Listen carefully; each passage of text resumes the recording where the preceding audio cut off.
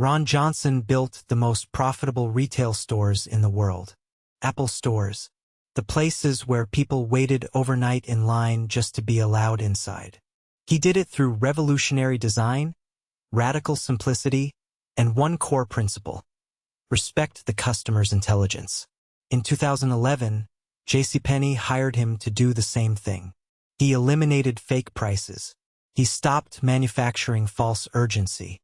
He told customers the truth. Revenue fell 25% in 1 year. He was fired in 17 months.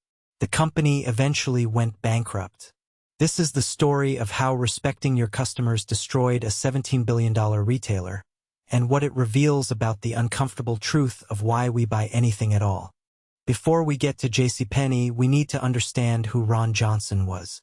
In 2000, Steve Jobs called him. Jobs was building Apple's first retail stores and wanted the best retail mind in America. Johnson had been running Target's merchandising and design operations.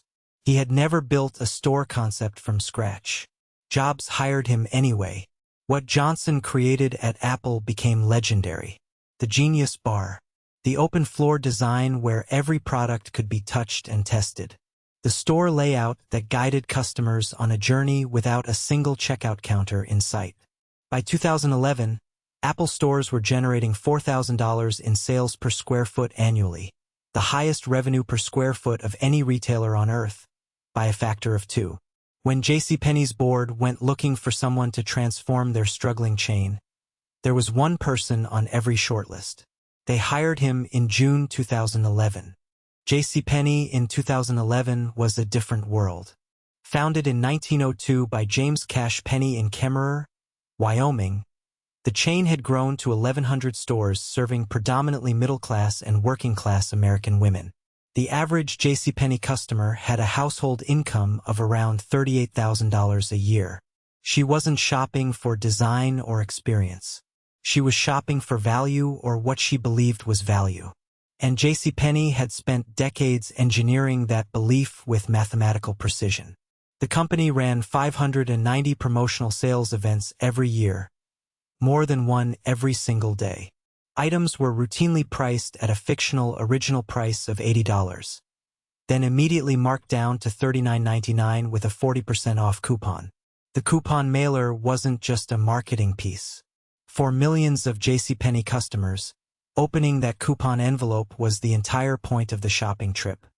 Johnson looked at JCPenney's pricing system and saw what it was: an elaborate deception. The original prices were fictional.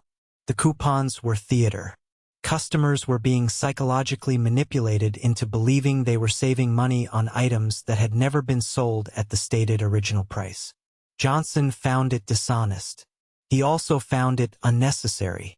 His plan, which he called fair and square, would strip all of that away. 3 simple price tiers: a low everyday price, a slightly lower monthly value price, and clearance. No fake promotions. No coupon mailers. No countdown clocks. No 48-hour flash sales. Just the actual fair price every day. Johnson believed customers would respond with relief and loyalty. He announced the strategy in January 2012. He rolled it out across all 1,100 JCPenney stores simultaneously. He did not test it in a single store first. When reporters asked Johnson why Fair and Square hadn't been piloted in a small number of stores before the national rollout, his answer became one of the most debated statements in modern business history. "We didn't test at Apple," he said. He wasn't wrong. Apple had never focus grouped the iPhone before releasing it. But there was a fundamental difference Johnson had missed. Apple's customers were early adopters, technology enthusiasts, people who came to the Apple store specifically because they wanted something new. JCPenney's customers had been shopping there for decades. They came because it was familiar, because the ritual was reliable, because the coupon had arrived on Tuesday and the sale started Saturday, and that cycle was as much a part of their weekly rhythm as anything else. Johnson had confused the universality of elegant design with the universality of human psychology. They are not the same thing. The first quarter results for 2012 arrived in May. Customer traffic had fallen 10%. Revenue had dropped 18%. Same-store sales, the retail industry's most critical performance metric, had plunged 18.9% in a single quarter. Analysts had expected pain. They did not expect this. Inside JCPenney headquarters in Plano, Texas, Johnson's team presented a theory. Customers needed adjustment time. The Pavlovian conditioning, decades of artificial urgency, of limited-time offers and countdown clocks would wear off. Customers would eventually appreciate honest pricing. They just needed to be educated. The company doubled its advertising spend to explain fair and square to shoppers. The next quarter's results were worse. What Johnson's team hadn't understood was that JCPenney's customers didn't feel saved from manipulation. They felt robbed of a game. Behavioral economists had studied coupon psychology for decades. The act of clipping a coupon, finding it, keeping it, planning around it, presenting it, triggered a measurable dopamine response. Created a sense of agency, of winning, of being smarter than the store. Even if the original price was fictional, even if the customer was paying more under the old system than she would have under fair and square, the psychological experience of defeating the retailer's pricing had genuine emotional value. Johnson had eliminated not just fake prices. He had eliminated the feeling of victory that those fake prices made possible. And that feeling, it turned out, was what she had really been buying all along. While the stores hemorrhaged customers, Johnson was simultaneously executing the second prong of his strategy, a billion-dollar interior renovation. He was converting JCPenney's traditional floor plan into 100 boutique mini-shops. Individual brand spaces for Martha Stewart, Joe Fresh, Nanette Lepore, Levi's, and dozens of others. The concept was borrowed directly from the Apple Store within a store model, where Nike and Microsoft had their own dedicated spaces. Johnson signed a landmark partnership with Martha Stewart Living. He hired 600 specialty staff. He commissioned a new logo. He launched a new advertising campaign with Ellen DeGeneres. All of this was funded with debt, as the cash reserves that should have been protecting the company through the transition were instead accelerating its depletion. Johnson was renovating a burning building. Bill Ackman had been the most powerful voice behind Johnson's hiring. His hedge fund, Pershing Square Capital Management, had accumulated an 18% stake in JCPenney worth approximately $1.1 billion. Ackman had personally lobbied the JCPenney board to bring Johnson in. Through the disastrous first quarter of 2012, Ackman publicly defended the strategy. Through the second quarter, as same-store sales fell again, he continued defending it in interviews and analyst calls. But by the summer of 2012, with 4 consecutive quarters of traffic decline and the stock having fallen from $43 to below $20, Ackman was making very different calls in private. He had bet over $1 billion on Ron Johnson's genius, and the returns were somewhere between deeply alarming and catastrophic. Third quarter 2012. Same-store sales fell 26.1%. Not for the year, for the quarter. Revenue that period was $2.9 billion versus $3.98 billion the prior year, over $1 billion gone in 3 months. For the full year 2012, JCPenney revenue had collapsed from $17.26 billion to $12.99 billion, a loss of $4.3 billion in annual sales in a single year. Net income was negative $985 million. The company had burned through $1.7 billion in cash. Retail industry historians searched their records for a comparable quarterly same-store sales collapse at a company of JCPenney's scale. They could not find one. The word bankruptcy was now appearing in mainstream financial journalism. Johnson still believed the strategy needed more time. By late 2012, the JCPenney boardroom had fractured. Ackman, still the largest shareholder, was now directly demanding that Johnson change course. Johnson's response was to accelerate. More boutique shops, more renovation investment, more marketing to educate customers about fair and square. When board members questioned the pace of spending, Johnson defended every decision. He had built the most successful retail operation in the world. He knew retail better than any board member alive. The problem, he argued, was not the strategy. The problem was customers who had been conditioned by decades of manipulative pricing and simply needed more time to adjust. Inside the room, fewer and fewer people believed him. Outside the room, the evidence was unambiguous. In February 2013, JCPenney aired a television commercial called "It's No Secret." It was an apology ad. It showed real JCPenney customers expressing their frustration with the removal of sales and coupons.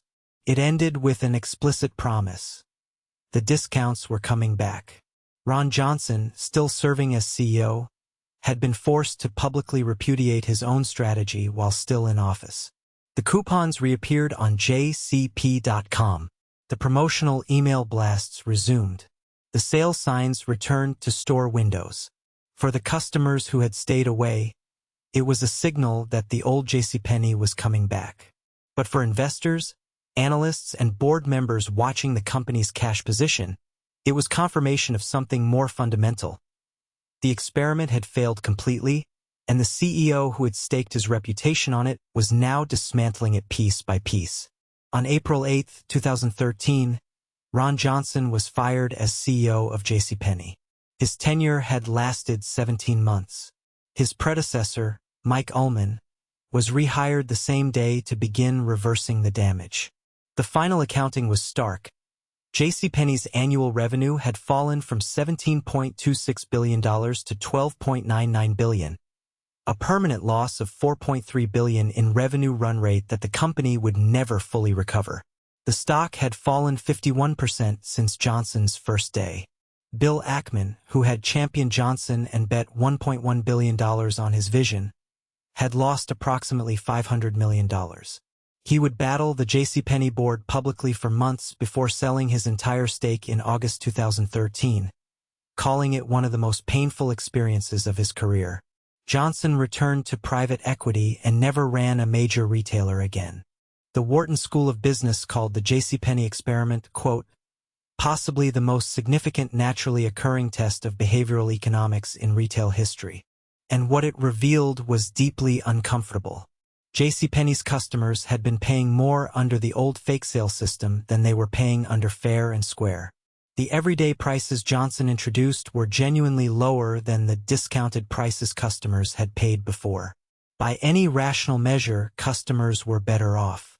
They spent less money on the same items. And they hated it because they were not making rational decisions. They were making emotional decisions about identity, about the satisfaction of finding a bargain, about the weekly ritual of planning a deal. The coupon wasn't a discount. It was a game. And Ron Johnson had canceled the game while the players were mid-move. Ullman spent years carefully rebuilding the customer base. The coupons came back. The sale events returned. Traffic gradually stabilized. But hundreds of thousands of customers who had drifted to Kohl's, Macy's, and Amazon during the fair and square experiment never returned. The renovation debt Johnson had accumulated sat on the balance sheet through the mid-2010s, compounding. JCPenney spent a decade losing ground to fast fashion, e-commerce, and off-price retailers. By 2019, the company was carrying $4 billion in long-term debt on revenue that had barely recovered to $11 billion. Then, in March 2020, COVID-19 closed non-essential retail across America. JCPenney had no cushion. On May 15, 2020, 118 years after James Cash Penney opened his first store in Wyoming, the company filed for Chapter 11 bankruptcy and shuttered 242 stores. Ron Johnson wasn't wrong about the math. JCPenney's old system was genuinely deceptive. Customers were being charged more than necessary through an elaborate theater of fake prices and manufactured urgency. Johnson tried to end that. He was punished more spectacularly than almost any CEO in retail history. Because the lesson of JCPenney is not that honesty is bad strategy. It is that you cannot change human psychology by announcing a new policy. People do not make purchasing decisions based on rational price analysis. They make them based on emotion, habit, identity, and the thrill of a perceived victory. Then they justify the decision rationally afterward. JCPenney's customers didn't want to be liberated from the deal-hunting ritual. They wanted to hunt. The greatest accidental behavioral economics experiment of the 21st century proved, at a cost of over $4 billion, that what people say they want and what they actually respond to can be completely, expensively different things. Subscribe to Rise and Ruin. Every week we find the business stories that reveal something true and uncomfortable about how the world actually works.